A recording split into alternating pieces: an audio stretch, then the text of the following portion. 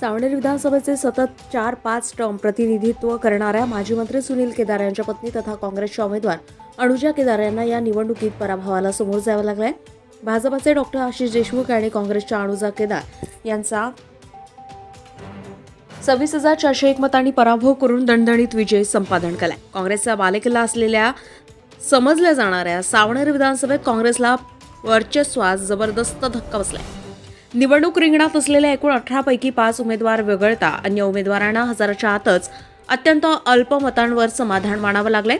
सावनेर विधानसभेतील मतदारांनी डॉक्टर आशिष देशमुख यांच्या झोळीत 1,19,725 मते टाकली, तर अनुजा केदार यांना 93,324 मते मिळाले।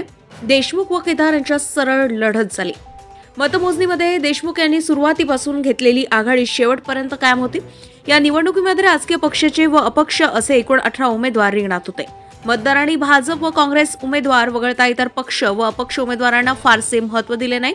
बसपाच्या ताराबाई गौरकर यांना 2,263 तर वंचितचे अजय सहारे यांना 2,125 तर अपक्ष उमेदवार पंकज घाटोळ यांना 1,037 मतांवर समाधान मानावे लागले। इतर पक्ष व अपक्षांना 1,000 मतांचाही पल्ला गाठता आला नाही। गजा महाराष्ट्र 24 न्यूज घेता किशोर गणवीर, सावनेर, नागपूर। मला अभिनंदन करायचं आशिष देशमुखाचं।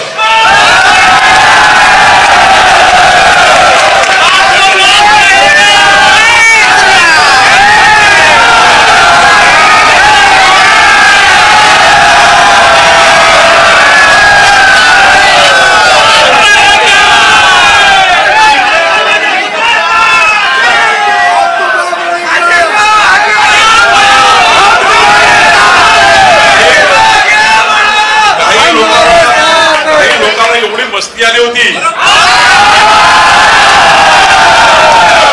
पूर्ण मस्ती आशिष देशमुखाने उचलून टाकली। आणि बघा आता यानंतर हा जिल्हा पुन्हा भारतीय जनता पार्टीकडे वापस आला आहे।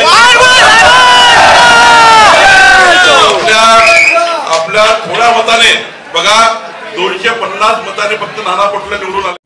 ताज्या घडामोडी आणि बातम्या जाणून घेण्यासाठी गरजा महाराष्ट्र 24 न्यूज या आपल्या YouTube चॅनलला सबस्क्राईब करा आणि बेल आयकॉन दाबायला विसरू नका, जेणेकरून आपला व्हिडिओ आल्याची ताजी खबर तुम्हाला ताबडतोब मिळेल।